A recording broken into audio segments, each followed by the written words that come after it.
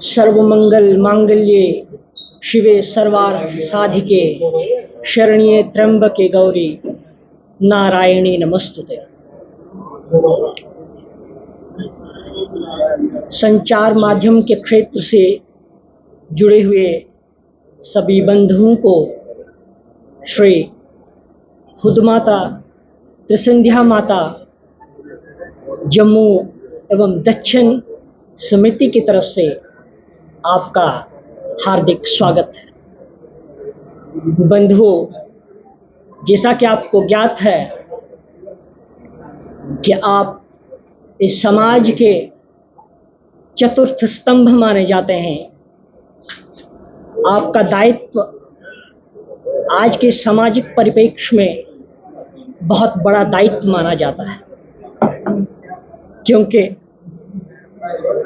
आज का युग संचार का युग है और संचार के माध्यम जितने आधुनिक होते जा रहे हैं वह जनमानस के लिए एक वरदान साबित हुआ है। इसी परिप्रेक्ष्य में मैं मुख्य प्रवक्ता श्री खुद माता त्रिसंध्या माता दक्षिण एवं जम्मू समिति से एक बार पुनः आपका हार्दिक अभिनंदन करता हूं और आशा करता हूं कि यह प्रेस वार्ता जन जन तक, सभी सनातन के प्रेमियों तक और सभी धर्म प्रेमियों तक आपके माध्यम द्वारा बहुत सुचारू रूप से पहुंच सके और इस यात्रा का संचार व्यापक तौर से हो।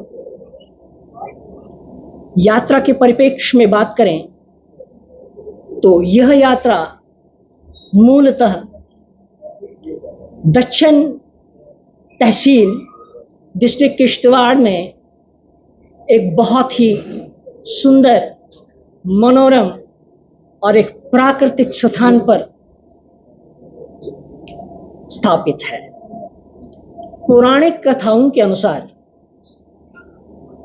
दक्ष प्रजापति ने जब महायज्ञ का विवेचन किया और उसमें सभी देवी देवताओं को आमंत्रित किया, परंतु महादेव एवं उनकी आराधनीय शक्ति मां सती को निमंत्रित न करने पर महादेव उस यज्ञ में न जा सके। परंतु माता सती के बार बार कहने पर भगवान शंकर ने बार बार उनके समझाने पर भी माता सती उस यज्ञ में जा पहुंची, जहां पर सभी ऋषि मुनि महात्मा देवता प्रखंड रूप से यज्ञ का अनुसरण कर रहे थे।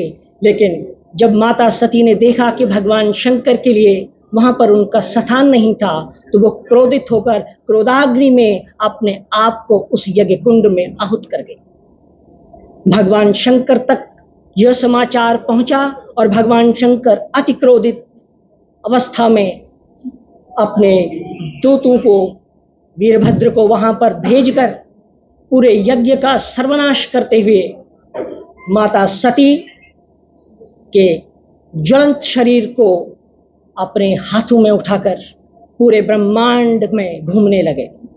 पूरे ब्रह्मांड में इस हेतु हाहाकार मच गया और भगवान विष्णु ने इस संकट की अवस्था में माता सती के शरीर के अंगों को छिन्न भिन्न करते हुए भगवान शंकर को यह आदेश दिया कि यह अंग इस पृथ्वीलोक पे जिन जिन स्थानों पे गिरेंगे उन स्थानों पे शक्तिपीठ कहलाएंगे। और इसी संदर्भ में माता सती आहुत रूप होकर खुद माता के रूप में वहां प्रकट हुई। यह यात्रा हर वर्ष की तरह इस वर्ष भी मूलतः धरालन नगरी कठुआ से प्रारंभ होगी, जो कि 27 जून शुक्रवार को 1 बजे बस द्वारा यात्रा जागरण करते हुए मां भक्ति की आराधना करते हुए सायंकाल 4 बजे श्री रणवीरेश्वर मंदिर जम्मू में पहुंचे, जहां पर विभिन्न धार्मिक संस्थाओं एवं गणमान्य व्यक्तियों द्वारा यात्रा का स्वागत किया जाएगा।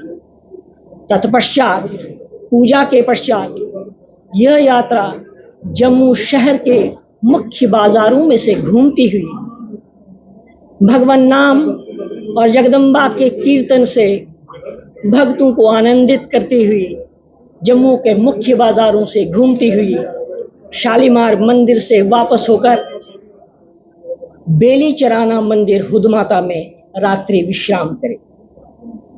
रात्रि विश्राम करने के पश्चात, रात्रि जागरण के पश्चात प्रभात में 28 जून को प्रातः 8 बजे यह यात्रा हुदमाता मंदिर बेली चराना जम्मू से गौरी शंकर मंदिर सरकूट किश्तवाड़ की तरफ प्रस्थान करें।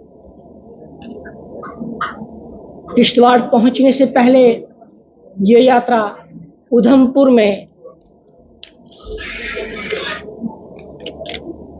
चिनौर चक मंदिर, दुर्गा मंदिर चक मोड़ उधमपुर में थोड़ी समय के लिए भोजन प्रसादी के लिए रुकेंगी।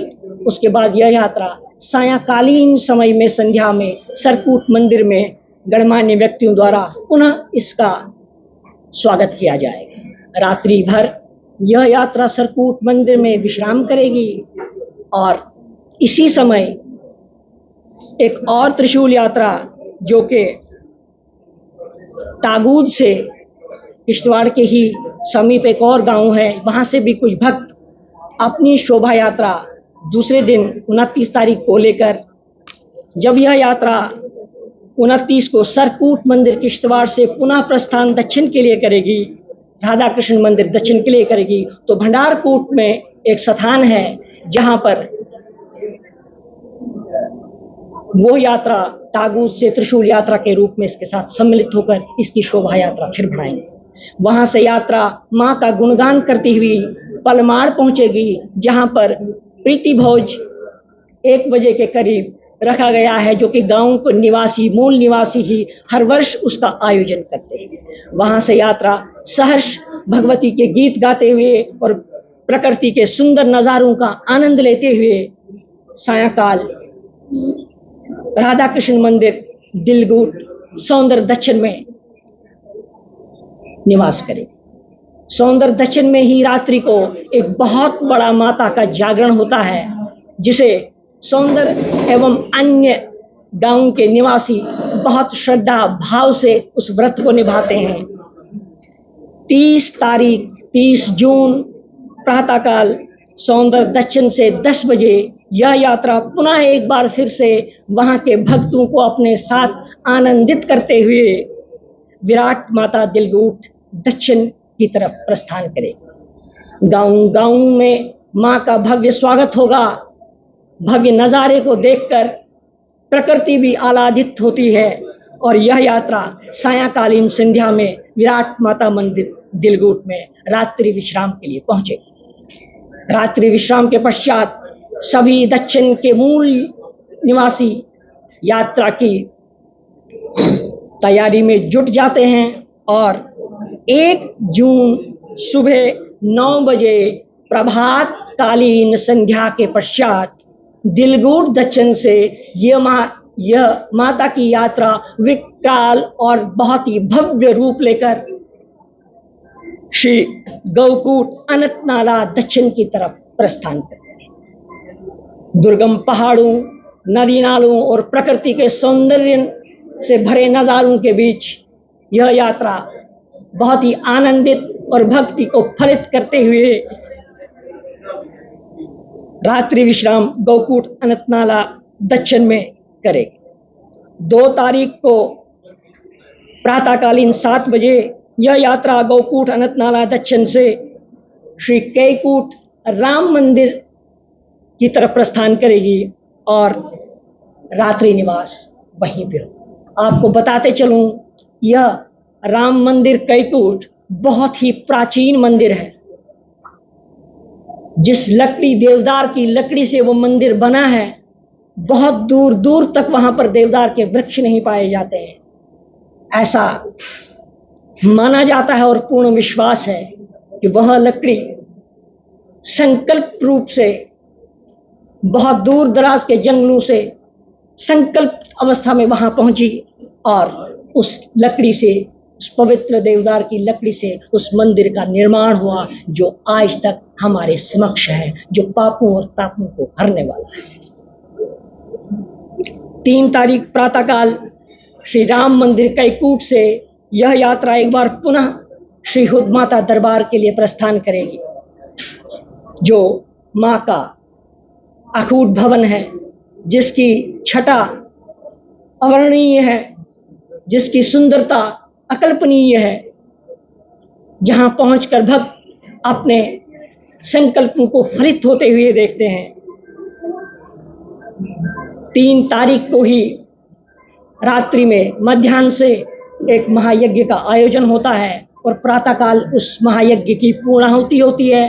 पूर्णाहुति के बाद महाप्रसाद का वितरण होता है। उस महाप्रसाद के वितरण के बाद यह यात्रा वहां के और 3 प्रमुख तीर्थ स्थानों पे यात्री जाते हैं, जिनका नाम दूधगंगा, मातृसंध्या एवं ब्रह्म सरोवर है।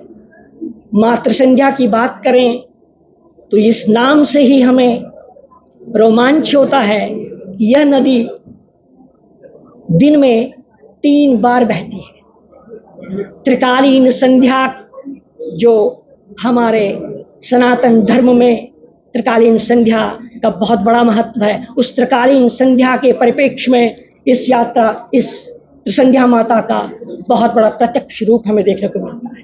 और यह नदी जब आती है, बहती है, भक्त उनके चरणों में अपने शरीर, अपने तन और मन को पावन करते हैं। और सबसे बड़ी प्राकृतिक नजारा इसका ये होता है कि यह नदी नीचे से ऊपर की तरफ सूखती है। भक्तों की आंखों के सामने यह नदी आती है और वहीं होते होते कुछ समय के बाद यह नदी विलुप्त हो जाती है। उसके बाद ब्रह्म सरोवर भगवान शंकर के आशीर्वाद से एक दुग्ध रूप में जल का रसाव होता है, जो बहुत ही शीतल, सुंदर और अमृतमय है।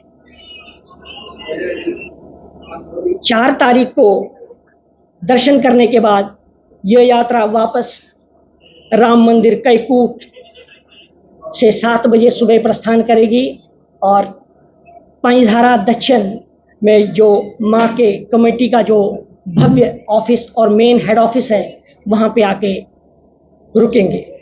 5 तारीख को प्रातःकालीन 5 बजे पंचधारा दक्षिण हेड ऑफिस दिलगुट से सभी यात्री पुनः अपने अपने घरों को प्रस्थान करेंगे और प्रस्थान करने के बाद इस यात्रा को संपन्न माना जाएगा। इस यात्रा में मैं प्रशासन से, जम्मू के प्रशासन से अनुरोध करता हूं कि जिस दिन यात्रा यहाँ पे जम्मू के भव्य बाजारों में गुजरेगी, तो हमें पूर्ण आशा है कि यहाँ का धार्मिक समाज, यहाँ के बुद्धिजीवी लोग और यहाँ के जितने धर्म प्रेमी हैं, वो यात्रा में सहर्ष सम्मिलित होंगे और जितनी भी अनिवार्य सेवाएं हैं वो प्रदान की जाएंगी।